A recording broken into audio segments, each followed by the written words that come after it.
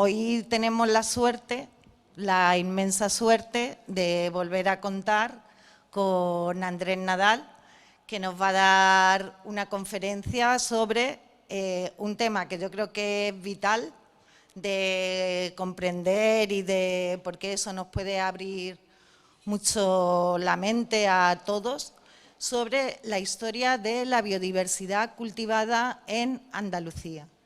Y entonces nos va a hacer ver cómo todo lo que tenemos por aquí llegó en algún momento de lugares que a algunos nos van a resultar sorprendentes. Él es, por supuesto, historiador, es divulgador, es escritor y le gusta contar historias, ¿verdad? Que lo he leído. Entonces, bueno, espero que lo disfrutéis mucho. Esto también se está retransmitiendo en streaming y va a quedar para que lo podamos ver y que lo podáis utilizar para transmitirlo, porque de verdad es un mensaje que yo creo fundamental a día de hoy, que sepamos llevar sobre todo a la gente joven y que sea muy, muy didáctico. Sin nada más, pues le doy la palabra a don Andrés. Bueno, muchas gracias. Gracias a todos, gracias por invitarme, gracias por asumir el riesgo de invitarme, porque no soy un invitado cómodo. Mucha gente se enfada conmigo por las cosas que digo.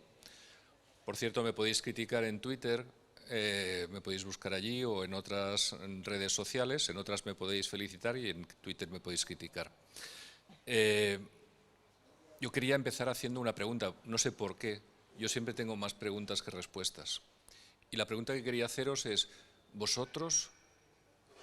¿quién de vosotros utiliza solamente semillas nativas? Bueno, veo que esta pregunta es complicada. Voy a hacer una más sencilla. ¿Quién de vosotros es nativo?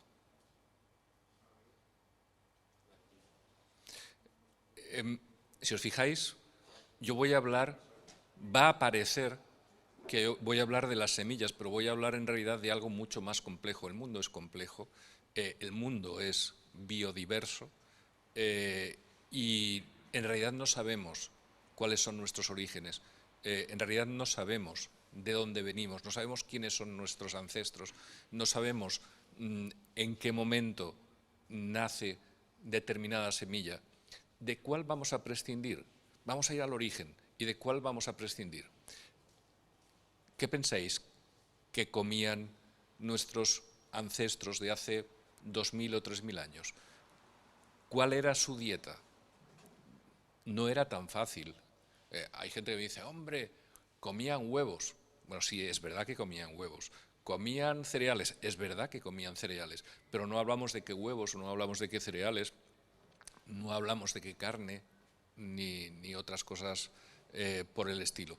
¿Cuándo empieza todo esto?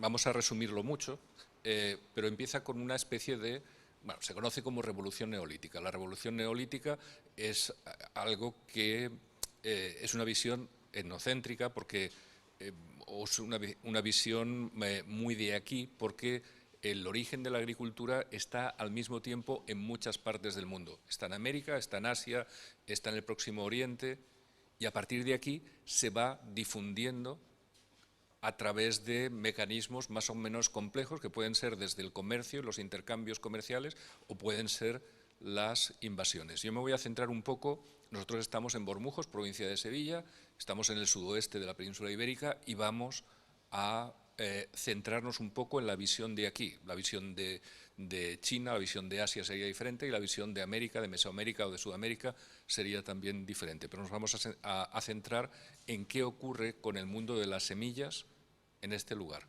Y vamos a empezar en un espacio que no está muy lejos de aquí. Esto es ¿cómo diría? Un abrigo, una zona rupestre, prehistórica, se llama la Laja Alta. Laja Alta está en Jimena de la Frontera, está al norte del Estrecho de Gibraltar. De hecho, desde arriba de esta misma montaña se ve el Estrecho de Gibraltar perfectamente. Entonces, allí lo que nos encontramos, sorprendentemente, son estos dibujos rupestres. ¿Qué veis aquí? Son barcos. Son barcos, pero son barcos en una pintura prehistórica. Efectivamente, tenemos navegación desde momentos muy primitivos, muy antiguos en la historia de la humanidad. A veces nos da la impresión de que el mundo es algo que está aislado en aquel tiempo y que ahora que la gente viaja con aviones o viaja con el AVE o cosas por el estilo, es cuando hay relación o relaciones internacionales. Fijaos, cerca de aquí tenemos Valencina de la Concepción, por ejemplo. En el museo vais a ver un hacha de jade de color verde, las piedras verdes eran piedras sagradas, el hacha de jade se conoce como hacha de jade de Tubino. Ese elemento viene de los Alpes, es decir, estamos hablando, hace miles de años había relaciones, comercio internacional por tierra y por supuesto por mar.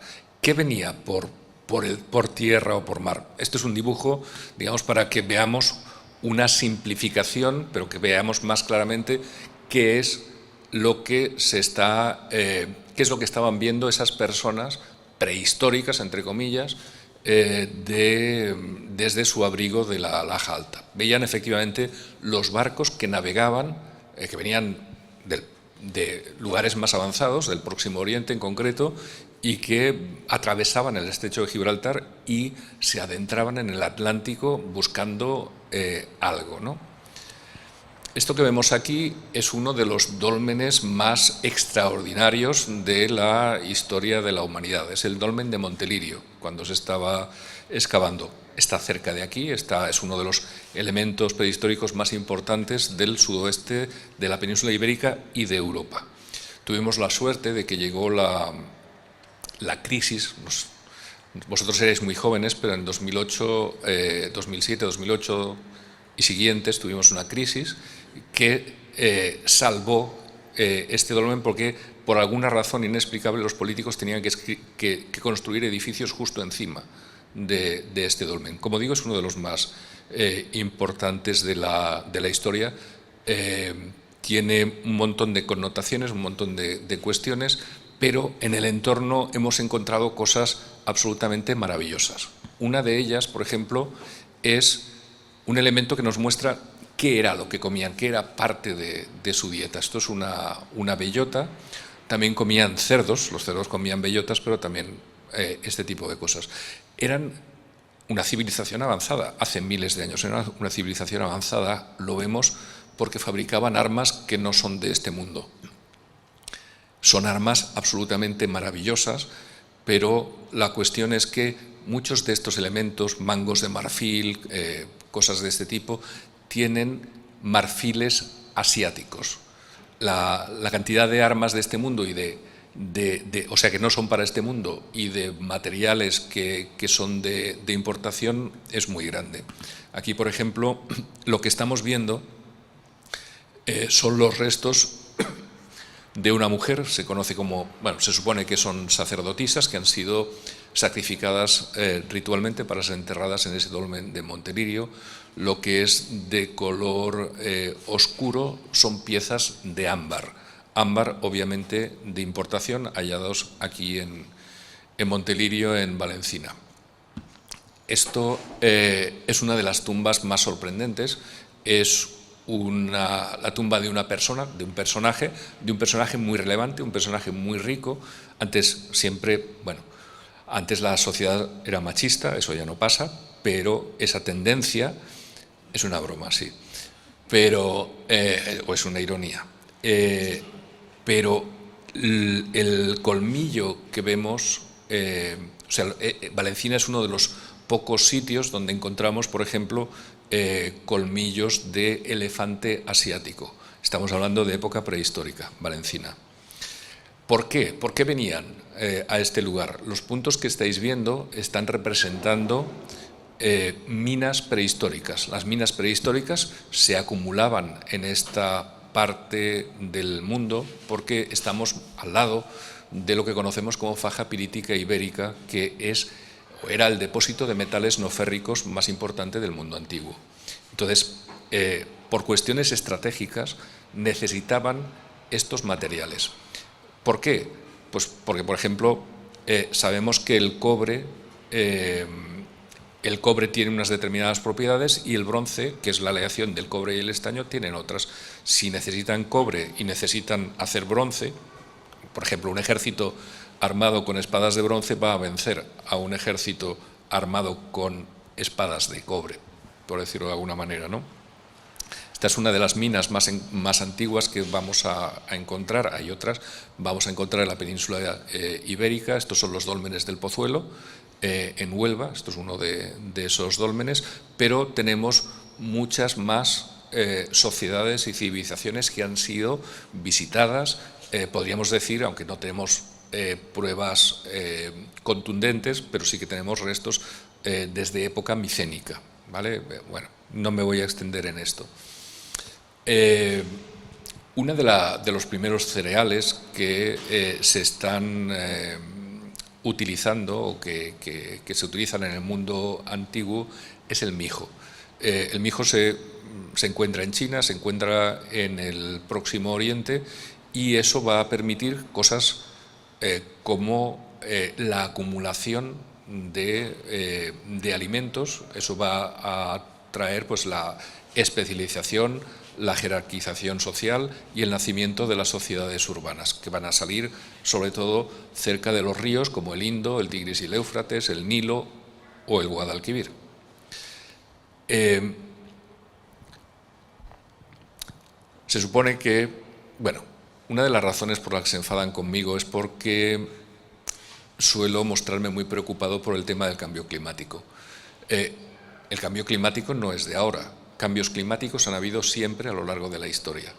Este elemento antiquísimo en La Mancha, en la provincia de Ciudad Real, bueno, no sé si es exactamente La Mancha, es el sur de la provincia de Ciudad Real, es una motilla y es un pozo fortificado. ¿Por qué había que fortificar un pozo? Porque no había agua. ¿Por qué no había agua? Por un cambio climático. Los cambios climáticos han estado siempre a lo largo de la historia. Estamos ahora en uno como esos de siempre, lo que pasa es que ahora está potenciado y acelerado por una cuestión antropogénica, por la influencia del ser humano. Eso quiere decir que los efectos van a ser más graves, o están siendo más graves, lo hemos visto por desgracia hace poco, y los efectos, aparte de ser devastadores, van a ser más frecuentes. Pero siempre han tenido unas consecuencias terribles en la historia de la humanidad y ha cambiado las sociedades y las civilizaciones. En este caso, teniendo que fortificar el agua, por ejemplo. Esto lo conocéis todos, es Egipto, y os explicaré por qué pongo esta imagen. Toda esa parte que veis ahora como desierto, veis la península del Sinaí o veis el desierto de Libia, en realidad era una selva. Parece raro, pero era una parte enormemente boscosa. El mismo cambio climático provocó que se secase toda la zona, que dejase de haber lluvias, y toda la población de la zona se tuvo que concentrar en el valle del Nilo, que tiene crecidas anuales. El poder mantener en sus límites estas crecidas, porque a veces eran demasiado grandes o demasiado escasas, requería hacer presas, azudes, canales de irrigación, un montón de cosas que requerían de un poder muy jerarquizado, muy estructurado, para poder hacer esas grandes, esas enormes obras públicas. Y eso, hacia el año 3000 a.C., nos dio el origen a lo que ahora conocemos como el antiguo Egipto. Las cosas en Egipto, bueno, no eran fáciles, pero eran más estables. De hecho, Egipto, pensad que tiene una historia de 3000 años, es decir, es muchísimo más larga que, por ejemplo, la historia de Roma. Esa estabilidad está gracias al Nilo, gracias a la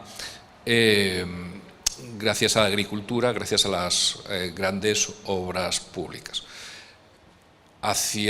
Bueno, digamos que en la sexta dinastía, por si no os fiéis de las cosas que se dicen por ahí, ni las que digo yo, pero podéis buscar, es fácil de encontrar, a finales de la sexta dinastía en Egipto hubo un cambio climático que destruyó la sociedad en la que ellos estaban viviendo, deshizo las estructuras políticas y cambió la sociedad. ¿Esto qué quiere decir?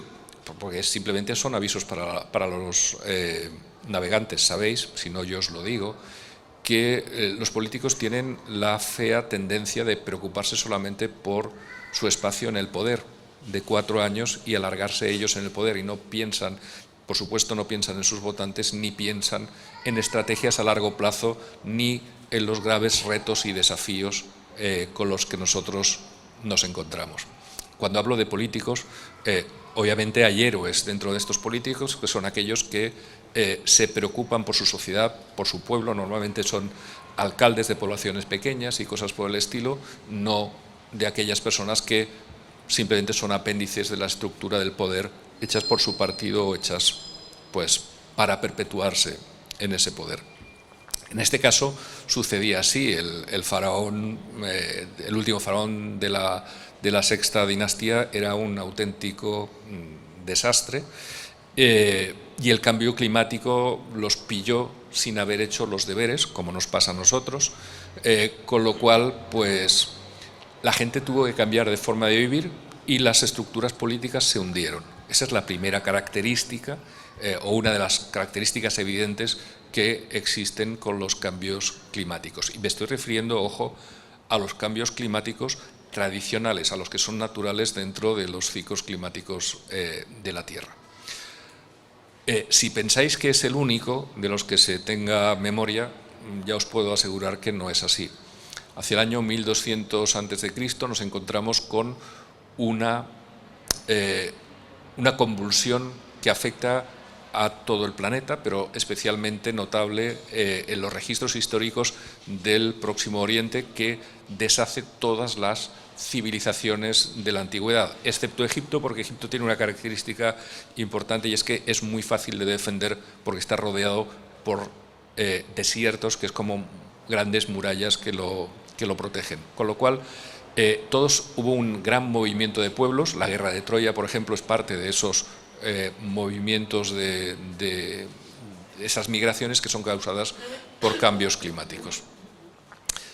Aquí lo que nos encontramos, esto es el lugar en el que nosotros vivimos, pero hace, pues bueno, digamos que hacia el 1500, 1200 a.C., más o menos en esa época. Si os fijáis, lo que ahora conocemos como Doñana era un gigantesco estuario, el estuario del río Guadalquivir, que era más bien una ría que hacía que las mareas subiesen hasta Alcalá del Río, hasta pasar la isla que era Sevilla.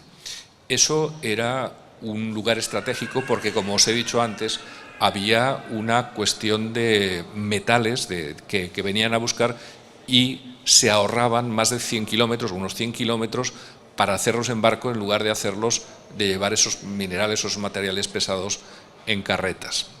Aquí vemos otra vista, y entonces, ¿quiénes venían a buscar esos metales? Venían los fenicios, son los cananeos. Fenicio es el nombre que le pusieron los griegos, significa hombre de la púrpura, y venían con grandes barcos de carga, son barcos redondos, pesados, lentos, y hacían este enorme viaje desde el Atlántico hasta el Mediterráneo oriental. Esto, bueno, lo podíamos ver, ahora está cerrado, pero lo podíamos ver en el Museo Arqueológico de Sevilla. Esto es uno de los barcos más antiguos del Mediterráneo, está en Mazarrón, en Murcia, y es uno de los barcos con los que venían los fenicios.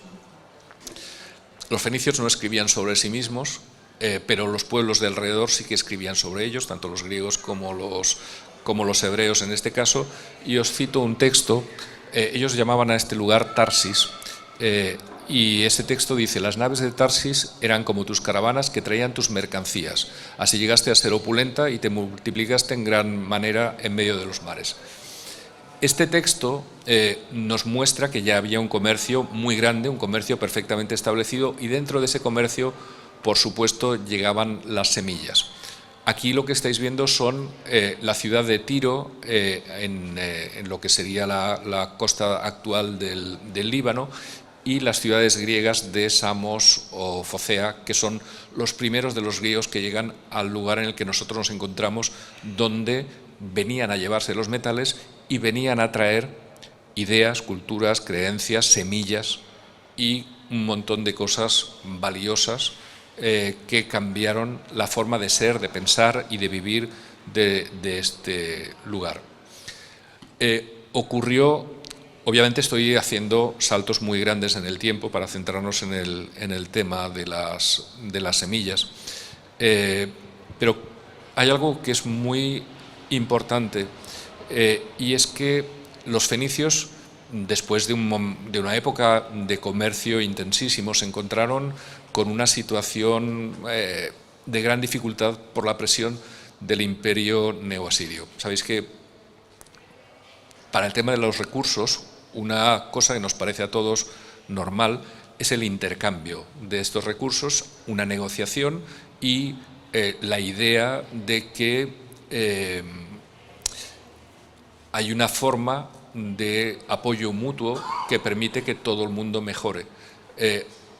Hay gente que se basa en la fuerza y que prefiere apropiarse de todos los recursos. Esto pasaba con el mundo, con el Estado neoasirio. Ellos tenían pocos recursos y en lugar de intercambiarlos o de generarlos, lo que hacían, porque los fenicios también tenían muy pocos recursos, ellos lo que hicieron fue reinventarse a sí mismos y convertirse en inventores y en grandes comerciantes, y se arriesgaban navegando por todo el Mediterráneo y desarrollando técnicas de navegación, de agricultura y un montón de cosas. Entonces, la presión del mundo neoasirio provocó que los fenicios tuviesen que marcharse de su lugar de origen y colonizasen agrícolamente el mejor de los lugares que ellos habían visto, algo que no había pasado en ningún otro lugar del Mediterráneo. De manera que ellos manejaban, dominaban perfectamente el mar, se sentían muy seguros en el mar, fundaban ciudades en el mar, en islas como Cádiz, como Huelva, como Sevilla, pero aquí hicieron una excepción, algo único, que fue crear grandes colonias agrícolas en todo el interior de Andalucía y, vamos, en el interior de la península ibérica, entre la desembocadura del Tajo, donde está Lisboa, y la desembocadura del Ebro, toda esa zona hacia el sur es una zona de colonización agrícola de los fenicios. Si vais a Carmona, veréis el río Corbones. Toda esa zona, toda esa gran vega de Carmona, toda la campiña, estaba colonizada por los fenicios, que traían sus semillas para colonizar agrícolamente todo ese enorme territorio. Este es un barco fenicio perfectamente representado, y traían su civilización con sus semillas, traían toda una forma de pensar, como he dicho, una forma diferente de ver el mundo. Esto que vemos aquí es, se me ha ido el nombre, Tejada la Vieja.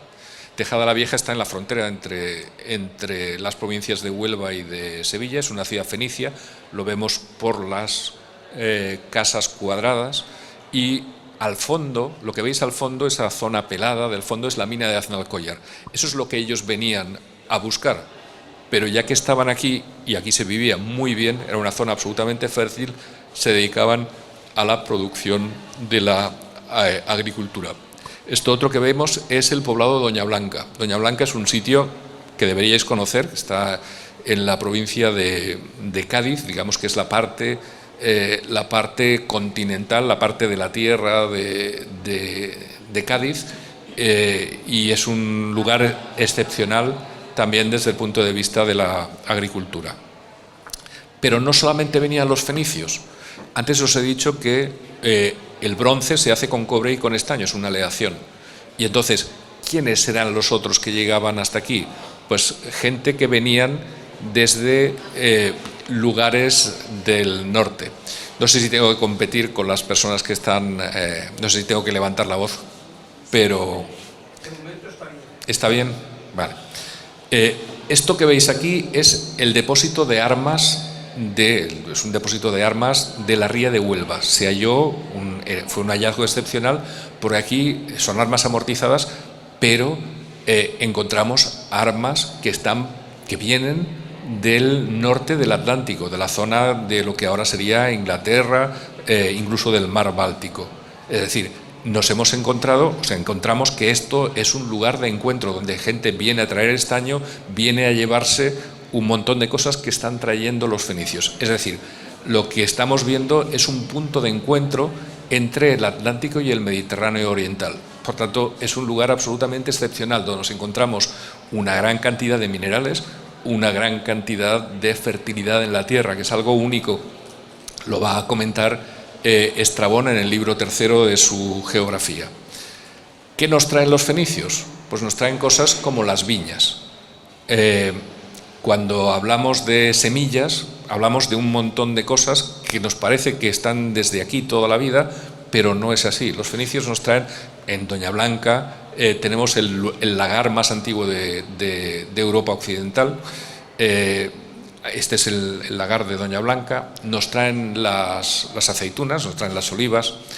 Es verdad que aquí estaban los acebuches, pero imaginad que no hubiesen venido los fenicios y tuviésemos que estar tomando aceite de acebuche.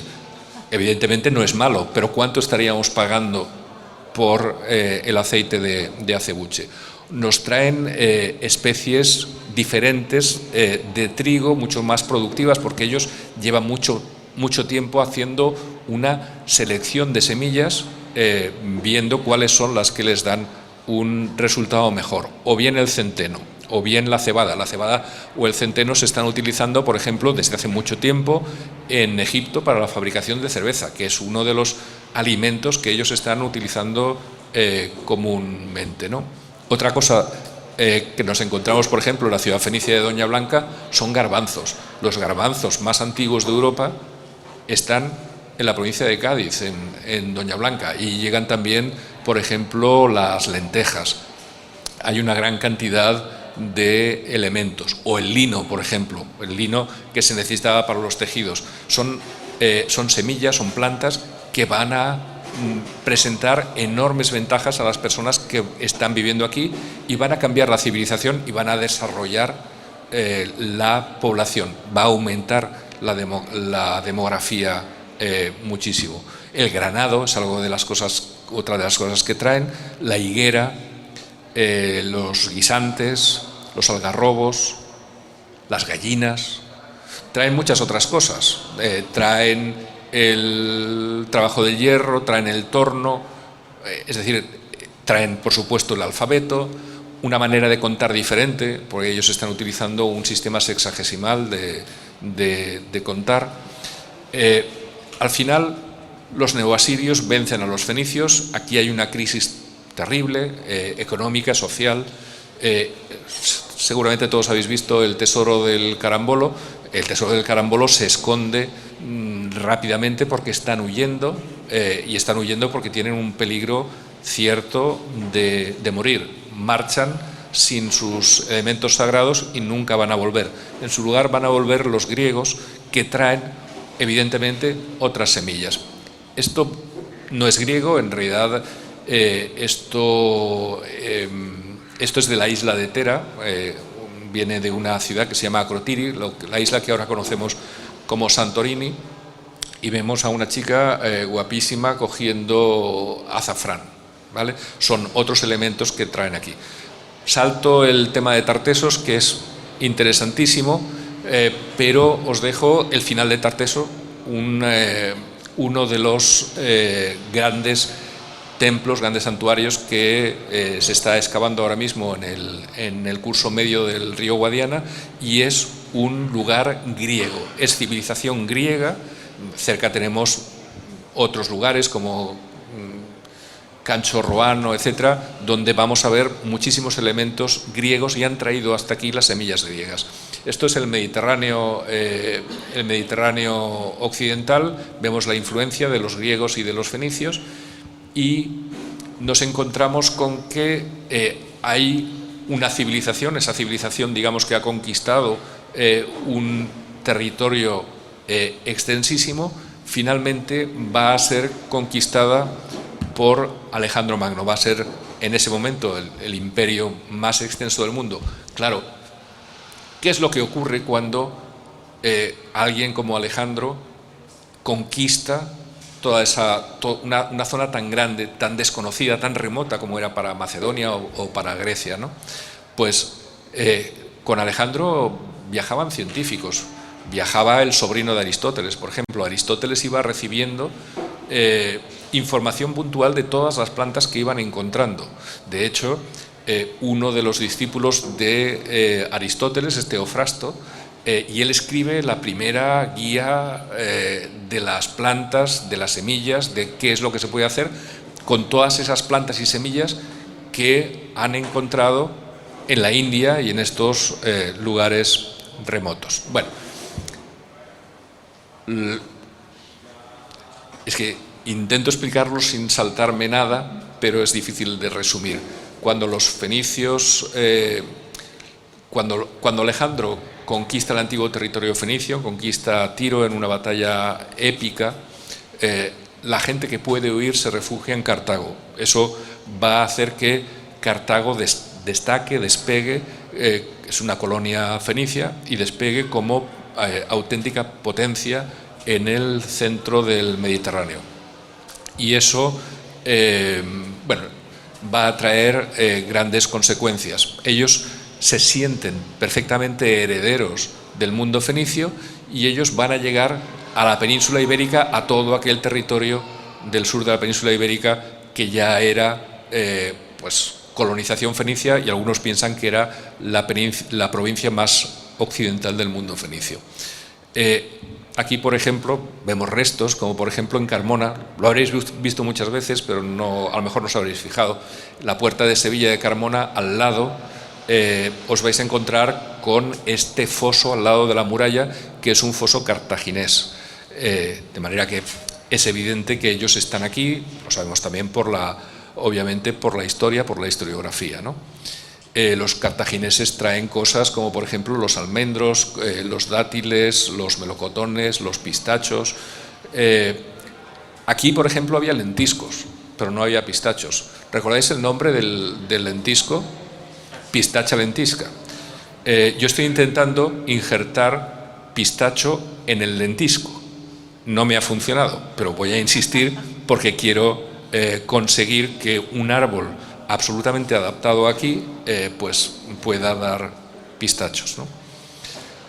Las nueces, el nogal, etc. Claro, nos encontramos con que teníamos una potencia en el sur del Mediterráneo, del Mediterráneo central, una potencia militar comercial, que es Cartago, se enfrenta a una potencia agrícola que es Roma. Roma conquista, ellos codician la tierra de sus vecinos, tanto del norte como del sur, tiene una frontera natural que son los Alpes, y entonces van conquistando todo el territorio del sur y acaban enfrentándose cartagineses y romanos. Los romanos no pueden vencer a Aníbal, de manera que traen la guerra a la península ibérica, y en el 206 a.C. se dan las últimas batallas en Ilipa Magna y en Doña Blanca, en Cádiz, de los romanos contra los cartagineses. Claro, los romanos llegan a este lugar y se encuentran con una civilización, con varias capas de civilización que han hecho que sea una cultura absolutamente desarrollada, absolutamente rica, y rápidamente se apropian de ella. Esto, por si no lo conocéis, es Gilena, la provincia de Sevilla, cerca de Estepa. Han hecho un maravilloso sistema de recreación del antiguo mundo romano, por si vais alguna vez. Los romanos aprovecharon una antigua construcción de los egipcios, que luego aprovechó el mundo helenista, los Ptolomeos, el reino tolemaico, habían desarrollado allí en Egipto. Y luego lo utilizan los romanos. Lo primero que hace Augusto es limpiar este gigantesco canal que se conoce como el Canal de los Faraones, que une el Mar Rojo con el mar Mediterráneo a través del río Nilo. ¿Por qué lo hace? Porque de esa manera tiene acceso a la enorme cantidad de productos que se dan en la India y en lugares remotos, digamos, para Roma. Pero con todo eso están trayendo una gigantesca cantidad de semillas que se dan en aquellos lugares y no se dan aquí. Podemos bajar un poquito el volumen para... Gracias. Entonces nos encontramos con que la península ibérica se divide en dos provincias, una que ha sido, pues, de alguna forma un poco más desarrollada y se convierte en una potencia comercial porque gracias a todas esas capas civilizatorias que han llegado hay una cantidad de vegetales disponibles que es absolutamente única. Fijaos, en Roma hay una montaña, el Monte Testáceo, que lo que hace es, digamos que es una hondonada, es un lugar donde van tirando los fragmentos de ánforas que se fabrican aquí, que no se devuelven. ¿Me vais a decir que me tengo que acabar? Que quedan 20 minutos. Bueno, voy rápido. Solo nos faltan 2000 años, eso lo hacemos en un momento. Bueno, el Monte Testáceo está hecho se construye con las ánforas rotas que vienen sobre todo del Valle del Guadalquivir, donde tienen el producto, por ejemplo el aceite, el trigo y un montón de cosas más, y que son envases no retornables, se rompen y con eso se hace una montaña. Obviamente ellos se basan en algo que conocemos como el trabajo esclavista. Utilizaban la mano de obra de los esclavos. Es algo que ahora ya no pasa. Es broma. Es una ironía, sí. Me da pena tener que explicarlo, pero sí es una ironía, por si acaso. Esto de aquí lo habréis visto seguramente, aunque desde otra perspectiva, porque esta parte no se visita. Esto es Carmona, es la necrópolis de Carmona. Lo que hay al fondo de esa necrópolis, esa pequeña colinita, es un túmulo funerario fenicio.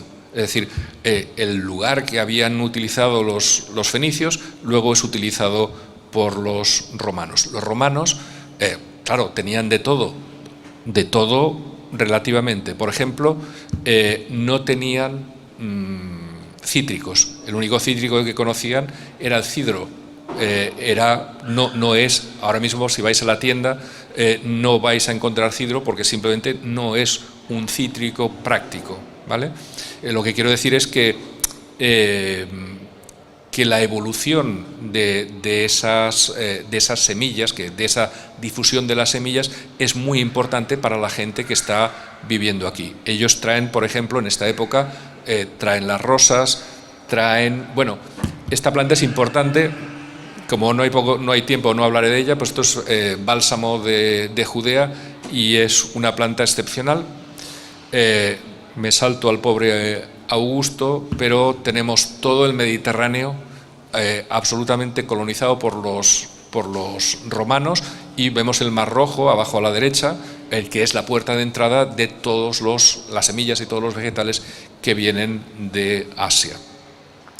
Viene en ese momento de Asia Central la avena, vienen las moras de los árboles de las moreras, viene la marihuana o el cáñamo, vienen los castaños que llegan de Asia Menor. Bueno, un cambio climático, de esos que no existen, un cambio climático interviene de forma decisiva en el colapso del Imperio Romano y Antes han habido otros que me he saltado, por ejemplo, ¿no? Pero bueno, ya, si otro día me invitáis, pues ya hablaremos de eso. Y viene pues lo que conocemos como el mundo de los bárbaros. Ellos llegan desde otras latitudes, llegan desde el norte. Las aportaciones que hacen ellos al mundo de la agricultura no son las mismas. ¿Por qué? Pues simplemente porque las plantas no se pueden adaptar, las plantas del norte no se pueden adaptar al sur por cuestiones climáticas y entonces su aportación es mucho menor a pesar de que vayan a venir el diente de león, los arándanos, las frambuesas y cosas por el estilo. Hay un momento en que los herederos del mundo romano, que es el Imperio Bizantino, quieren rehacer el mundo romano y se instalan en una franja litoral muy grande entre el Cabo San Vicente y lo que ahora sería la región de Murcia, y ellos están trayendo vegetales desde la parte del mundo en el que viven, sobre todo de Asia Menor y lugares por el estilo, como por ejemplo las cerezas, los albaricoques, etc. Vamos a ir muy rápido, perdón, pero llega el mundo musulmán. Fijaos la extensión que toma el mundo musulmán, que llega hasta el sudeste asiático, y eso va a traer a este lugar, sobre todo con la época emiral, pero también con la época del califato omeya, el califato de Córdoba, que durará poco tiempo, pero que desde el punto de vista diplomático va a hacer que los intercambios sean gigantescos. Van a traer cosas como el arroz, el plátano, las berenjenas, los cítricos, como por ejemplo los limones, las naranjas, las alcachofas, el algodón, las espinacas, y van a traer un montón de cosas, pero con una característica especial. Estos lugares del sudeste asiático, que se riegan con los monzones, requieren más agua que la que se encuentra en el ámbito mediterráneo o en el ámbito del sur de la península ibérica. Con lo cual, ellos lo primero que van a hacer es desarrollar grandes sistemas, primero de investigación. La Bujaira, por ejemplo, es un centro musulmán, un centro islámico del mundo almohade, de investigación de los vegetales que van a traer del sudeste asiático. Era muchísimo más grande de lo que, digamos, desde los sevillanos lo sabréis, desde el Puente de los Bomberos, todo eso era un gran campo de experimentación agrícola. Estaba también en Medina Zara, en Córdoba y en muchísimos otros lugares. Por lo tanto, ellos lo que hacen es desarrollar grandes sistemas de regadío, como por ejemplo la noria o como por ejemplo los canat. No sé si esto lo conocéis, está en Villaluenga del Rosario. El canat es un sistema de irrigación antiquísimo, mesopotámico, que está hecho en condiciones áridas que son las ideales, o sea, que son las mismas que se encuentran en esta parte del mundo. Bueno, no hablaré de Enrique el Navegante, pero él potencia la ruta de la seda. El mundo islámico ha cortado el camino de la ruta de la seda, los productos importantes del mundo asiático ya no llegan a Europa, y Enrique el Navegante desarrolla herramientas para rodear África y llegar al sudeste asiático. Vasco de Gama, luego si queréis hablamos de él, llegan a África. Esta señora, que es María Manuela de Portugal, tiene en la mano el testimonio de que llegan a África, porque es el primer abanico japonés que se conoce en el mundo europeo. Perdonad que me salte tantas cosas.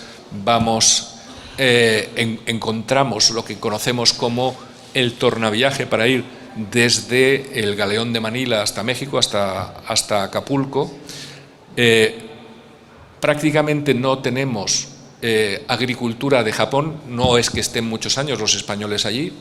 Si recordáis la embajada que llega a Sevilla, a Coria y del Río y a Espartinas en 1614, hay una relación importante. Los españoles están a punto de hacerse cargo con todo lo que es la minería de la plata de Japón. Al final la larga guerra de Japón acaba y entonces la relación política o diplomática con España acaba también. Me la salto, pero ellos traen cosas como por ejemplo la soja.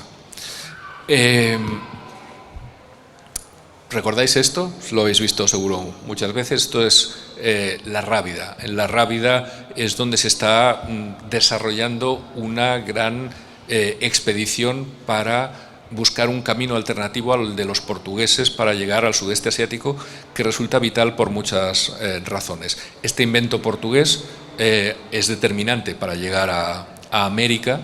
A América llegan los caballos y ahí descubren, ojo, los caballos son de Doñana, son caballos mesteños los que van allí, y toda la gente que va desde aquí hasta América están llevando todas esas capas de conocimiento cultural y de semillas que ya se han desarrollado aquí desde los fenicios, los cartagineses, los romanos, etc.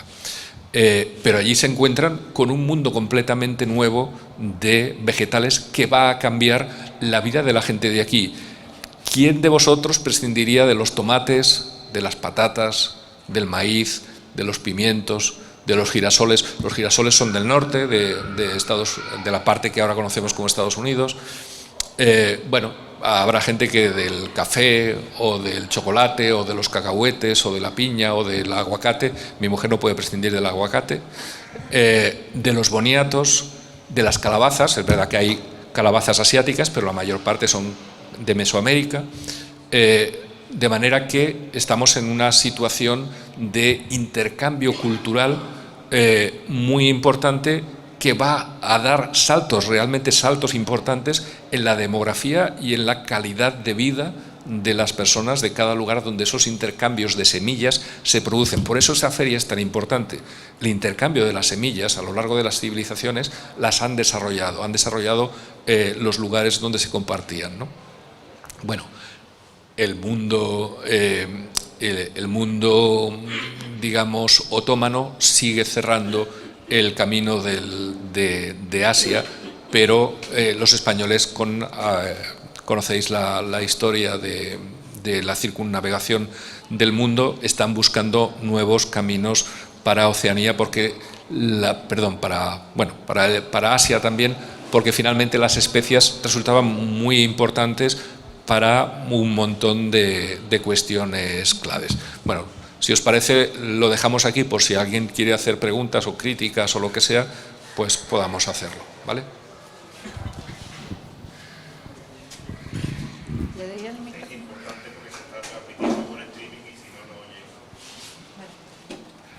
Bueno, ¿cuánto tiempo queda? Vale, que tenemos 15 minutos para el debate. Voy a pasar el micrófono, le hacemos preguntas e intentamos ser breves y concisos, ¿vale? Bueno, yo vengo de Tarragona y quizá meo fuera del tiesto. Tengo dos preguntas para usted, si tiene algún conocimiento del tema. Todo el tema de la influencia amazigh en la colonización agrícola en el mundo islámico, que hay alguien también que ha comentado que incluso a nivel lingüístico, he visto que no estaba en el plano, ha llegado a influir incluso en la cultura y la lengua vasca a través de toponimias. Eso es cuestionable, ya lo sé.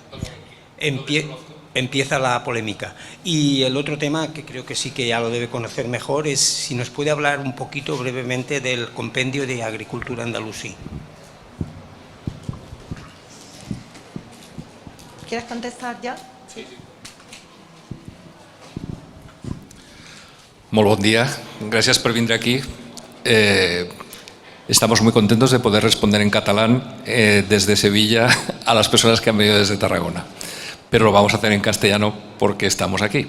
Porque es la lengua franca. Bueno, eso es. Entonces, del primer tema no tengo ni idea, no le puedo responder, ¿vale? Del segundo tema, el califato de Córdoba resulta absolutamente excepcional porque trae no solamente un montón de libros, la diplomacia del califato omeya de Córdoba se relaciona íntimamente, digamos, con el Imperio Bizantino, porque tienen enemigos comunes y esos los hacen aliados. Y entonces ellos traen grandes bibliotecas de Oriente, el Dioscórides, por ejemplo.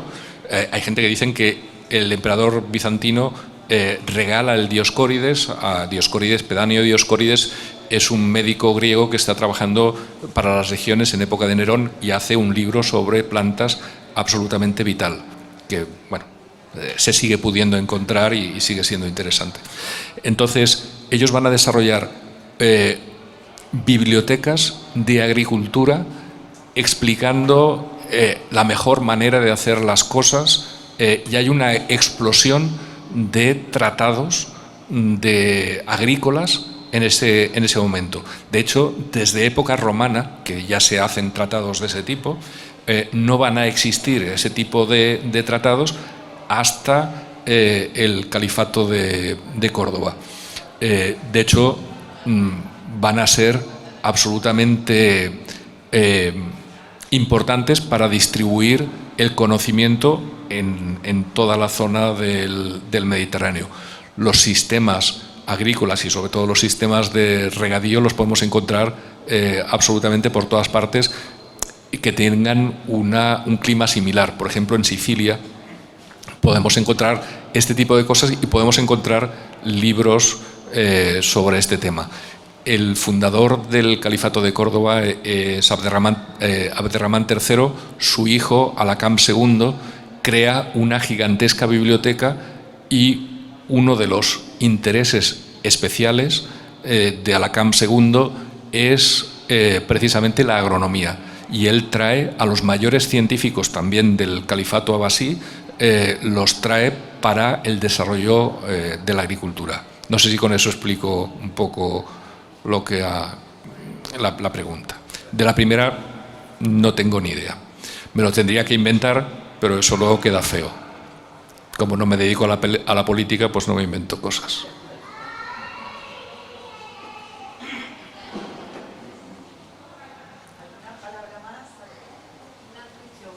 Espera, te lo tengo que... Por todas las semillas que veo que... No sé, perdón. Veo que todas las semillas y todos los frutos que se traen de por aquí, claro, me hace pensar qué es lo que comían aquí antes de que vinieran los fenicios y todo lo demás, porque digo, no se me ocurren otras cosas de lo que tenemos ahora, ¿no? Parece que ha estado aquí desde toda la vida.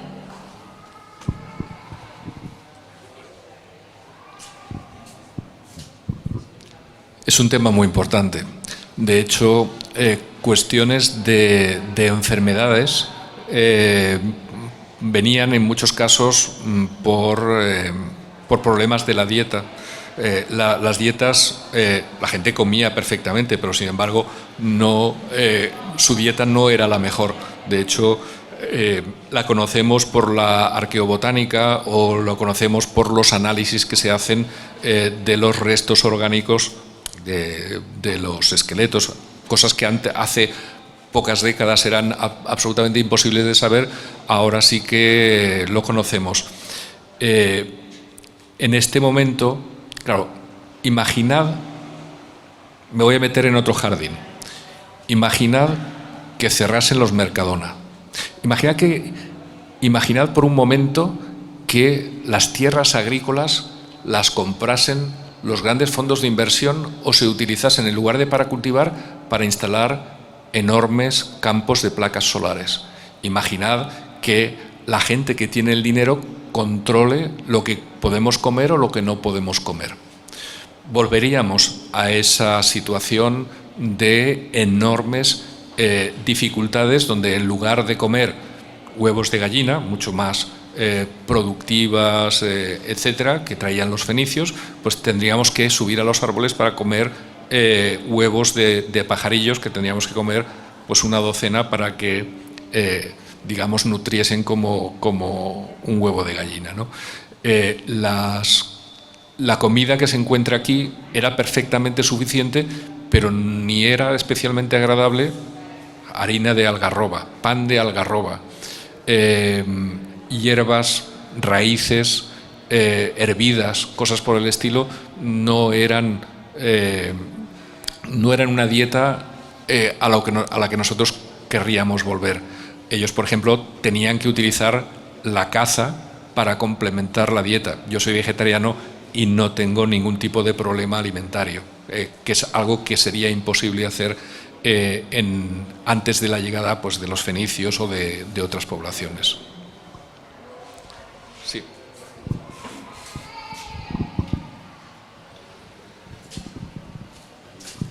¿Dónde le doy? No, está. Hola, en tiempo de posguerra, que es lo que más podemos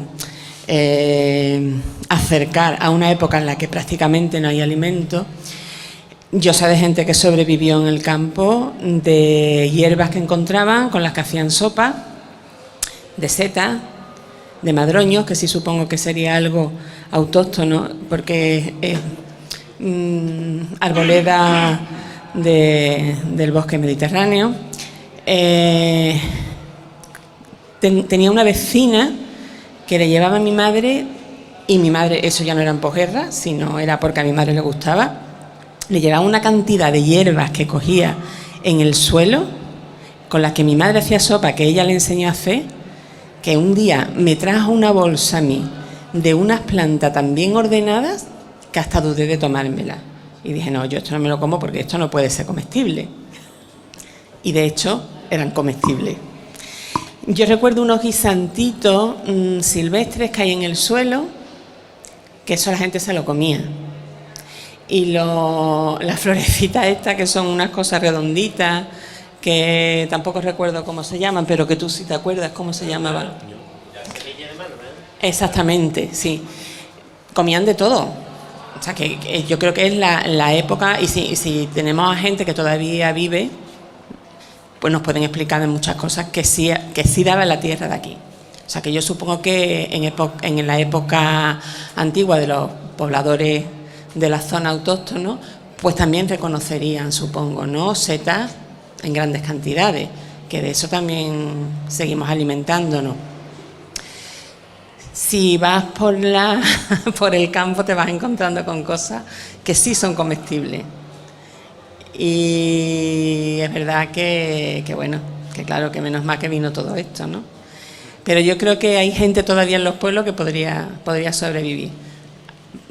Y sé de gente de pueblo muy mayor que sobreviven con 90 y tantos, de los que se supone que han pasado mucha hambruna, pero han comido harina de bellota, harina de, que no me sale la que tú acabas de comentar, de algarroba, han comido de todo, ¿no? Y bueno, pues yo creo que no están como yo, gordos como soy yo. Creo que están de otra manera.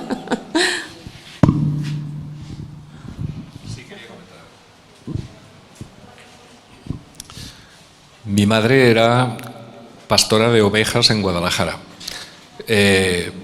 Justo al final de la guerra, ella llevaba sus ovejas y cuando salía de casa le daban una rebanada de pan y un huevo frito.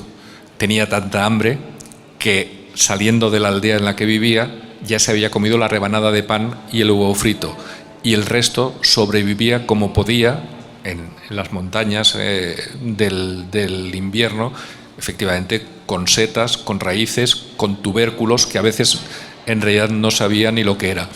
Pero para ella era un enorme trabajo buscarse la vida, buscar comida, era un trabajo muy, muy grande. Esa es una de las ventajas que hemos tenido. Pero lo que estás comentando, hay una cosa que quiero dejar absolutamente clara. La resiliencia, la capacidad de sobrevivir en una situación de cambio climático no se improvisa. No se improvisa el conocimiento de las hierbas que puedes comer.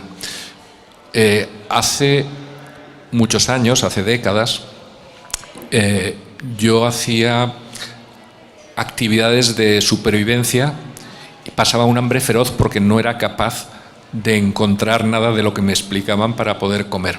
Una vez estuve una semana en la zona de Doñana, una semana en un curso de supervivencia y me estaba muriendo de hambre, literalmente. El último día nos habían asignado una zona para sobrevivir a cada uno de los participantes. El último día la persona que llevaba ese curso nos invitó a comer y comimos todos, o todos pasábamos el hambre igual que yo, pero comimos maravillosamente bien gracias a que esa persona conocía perfectamente pues los alimentos que estaban disponibles. Pero ojo, él se pasaba todos los días, un montón de horas intentando conseguir esa comida, que es lo que ahora nos da, no necesitamos con nuestros propios cultivos absolutamente estupendos de tomates, de pimientos, de aceitunas o absolutamente de lo que sea. Es decir, hemos ahorrado un montón de esfuerzo y sobre todo un montón de incertidumbre, ¿vale? Esta es la cuestión importante. Pero sobre todo quiero dejaros ese mensaje clarísimo. La supervivencia no se improvisa, se prepara desde ya cuando tenemos una amenaza cierta encima de nuestras cabezas. No es que vaya a afectar a nuestros nietos. Por supuesto, va a afectar a nuestros hijos, pero nos va a afectar a nosotros también. Esa es la característica que comentaba antes del cambio antropogénico, del cambio climático antropogénico potenciado y acelerado por pues las actividades del mundo capitalista. Muchas gracias, Andrés.